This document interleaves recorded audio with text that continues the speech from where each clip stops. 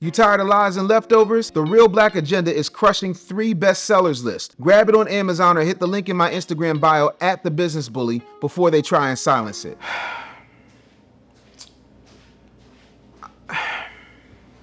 We got to talk about Dr. Umar again.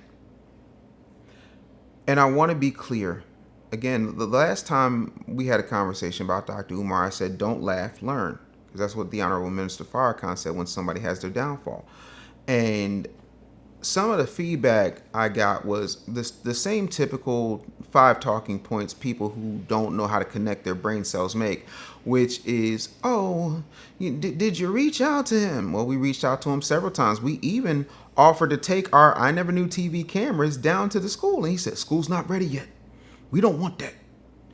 So there's that. I have sent my contractor down to Dr. Umar to give him a sweetheart deal when it comes to getting the floors done. Silence. I sent my attorney down to him. He shot his shot. But par for the course, but I digress.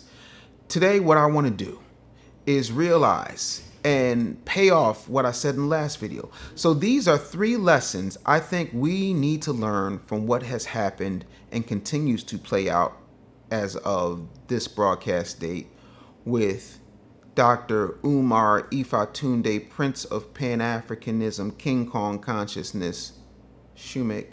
Lesson number 1, brilliance isn't infrastructure. To act like Dr. Umar Johnson is not a brilliant man is to act like roaches don't make you want to stomp them. The man is brilliant. The man is a phenomenal orator. The man can give a fiery speech, but fiery speeches don't have anything to do with whether or not you can actually deliver on what it is that you say that you want to do. A school is not a sermon. It is systems, staff, and sustainability. When you don't have those things, you don't have a school. What you have is a good rap. I know pimps that have a good rap. Hell, I know rappers that have a good rap. I know rappers that have crap rap and still put out records. What's happened is we have mistaken skills as transferable. And all skills aren't transferable. Just because you can speak well does not mean that you can actually build a school. And that is evidenced by the fact that it has been, let's be conservative in our estimation, 11 years conservatively. Some people have it between 15 and 20 that he's been talking about this school, but let's keep it at 11 because I know for a fact in 2014 he was talking about this. No, I take that back. I knew in 2013 he was talking about. In January 2013, I remember there was a Facebook post where he said that he was going to open a school for boys and that you would have to pay for that school to be opened.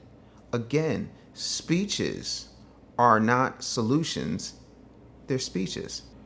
When you confuse charisma for construction, you have a recipe for disaster. Lesson number 2, no man is an island unto himself. Or to put that plain, homie, you need a team. Andre 3000 said even Jesus had 12 disciples on the level. Trigger, whatever. Who is your team, Umar? I'm sorry, maybe, nope, I gotta be fair. I have to be fair because I believe in being transparent. Umar did have a team. That team consisted of Jermaine Shumake, Papa, the Prince of Pan-Africanism, King Kong Consciousness, Big Ifatunde, Mr. Business Before the Backshots. It was him and only him that he believed in fully. That's not how this works. I Never Knew TV has people that deal with topics, people who deal with editing. We have graphic designers. There's a whole bunch of people who work. No man is an island unto himself. Even then, I still seek wise counsel outside of the people who are in my employ, either directly or through diversified businesses, because you can't see the picture clearly when you are stuck in the frame. But truthfully, Dr. Umar thinks that he can just Pan-African his Hotep, his speech and donate, hit the PayPal, hit the cat. Well, he can't hit the Cash App anymore. Can't hit the GoFundMe anymore. You can't just Hotep and good rap your way into something by willing it to be so. You need oversight. There are things that I do and things that I say, and my team will be like, yo, you might want to think about saying this a different way. You might want to think about doing this a different way. That's called checks and balances. Everybody needs it. I have yet to run into a teacher that tells me that they don't have to submit lesson plans to their vice principal, their principal, the school board, somebody, because you have to show people what you're teaching them. We have not seen one teacher come forward and say, hey, I've signed on with Dr. Umar when the school opens, because the school has never had a solid opening date that has been met. Hell, they still got boarded up windows. Hell, there's still tiles missing from the ceiling. But we got people painting. We've got block parties. We've got barbecues. Let's pretend, for example, that this was the archdiocese and there's one particular Catholic school. Let's just call it Don't Touch the Little Boys High. And at Don't Touch the Little Boys High, if you're paying tuition and you've got a teacher or a headmaster at Don't Touch the Little Boys High, you would want an accounting of what's being done with the money. You would want to see where the money is going, how it's being allocated. There are people in place in order to make things happen and to justify every single cost right down to the paper clips. There has been none of that with Dr. Umar. And if you say that somehow you're a hater, you're anti-black, you are a YouTubian struggle streamer, or you're, what did he call that one guy, Pastor Bussy?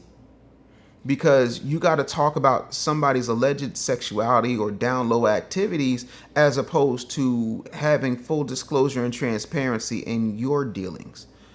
That is a problem. Everybody needs a team. Superman got the Super Friends, the Justice League, the Justice Gang. He's got a myriad of folks that he's dealt with. Even though he's Superman, he's a dude with godlike powers. He don't really need nobody, but he still needs a team.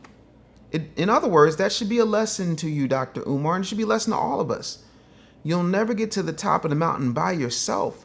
It is much easier to get there. Team actually stands for together, everyone achieves more. That's why we've had over a decade of block parties, paint parties, and being the world's most requested scholar, but we have not had the world's most anticipated black school for boys come to fruition yet. This is why people refer to you as Dashiki Dumbledore and the FDMG Academy as Hotep Hogwarts, because you have done so much to do so little that we don't understand where the money went. And yeah, okay, you spent $400,000 on securing buildings, but there's tens of thousands of dollars in utilities that you haven't paid. That is a problem.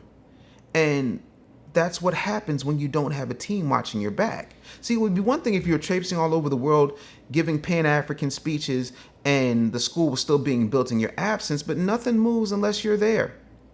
That is an over-reliance on your abilities at worst, and an overabundance of ego at best. We got to do better, but let's continue to move on. Lastly, you can't duct tape a dream. A real school needs more than donations, good vibes, and block parties. It needs curriculum. It needs structure. It needs oversight. Hell, it needs students. It needs teachers. It needs security. It needs transparency and visibility, none of which had been offered. Umar tried to bootstrap the institution, and now the institution is being sold off like a foreclosed property because he didn't pay the utilities. That, my friends, is not liberation. That's liquidation. This is a masterclass in fail. And I know, because a lot of us, including myself, had high hopes that this was actually going to work out. Hell, I just saw Charlemagne sit down with Andrew Schultz and say, well, the fact that he's saying that both of his accounts are frozen proves that he's got the school. The school's in Delaware. The school's in Delaware. But there's no curriculum. There's no teachers. There's no oversight. There's nothing but a whole lot of hope that has been misplaced. And a lot of us are starting to come off like Linus in the Great Pumpkin Patch, looking for the Great Pumpkin, and Charlie Browns of us who are saying, hey, there is no magical FDMG school coming, are being looked at as somehow hating the inevitable. The school's being auctioned off, and now the spin is, well, the school's being auctioned off at the same time as accounts are being frozen. Some could push back and say it's kind of funny that his accounts are being frozen at a time when he literally got dual citizenship in Ghana. Nothing has been built. There are speculations, according to state representatives, that Dr. Umar had been reached out to several times with no response about his financial obligation when it came to the utilities, and the fact that that school was labeled abandoned over a period of time and he had to pay fines because it was abandoned and not being occupied. There's no certificate of occupancy because the school has never opened. There are those who said that maybe Umar was going to take what was left of the $2 million and make a run for it. Maybe just live out in Africa and say, oh, between the YouTubian, Pastor Bussies and the struggle streamers and the white man and black people not believing in him enough, he had no choice but to move to Ghana, where he's, King Ifatunde, and he's going to live to fight another Ifatunde. Nah, couldn't be. Because let's face it, you won't find that suspicious. Here's the shocking part. Millions of dollars were raised. There's still no infrastructure. The hopeful part, this should be a case study for every dreamer, hustler, and builder of what not to do. So let's break it down before we get out of here. Don't repeat the mistake. Build teams, not echo chambers. Stop surrounding yourself with yes men and dashikis. Start surrounding yourself with people who can say, you know what, you might want to think about doing this differently. Prioritize the same way you, Dr. Umar, would say, we got to have business before the back shots. We got to put structure before the spectacle. We got to make sure that everything is lined up and Trump tight. No pun intended. You got to make sure that it becomes more about what you're building and less about what you're saying. It has to become more about what's actually being done versus what you're going to do.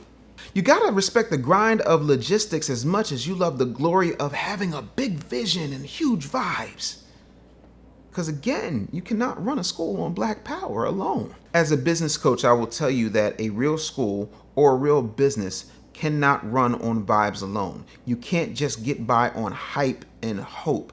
You have to make tangible, actual, actionable decisions with oversight and accountability. Without those things, you have a pipe dream that's never going to come to fruition, or a set of trap bandos with a coat of paint that say FDMG that are going to be auctioned off to the highest bidder.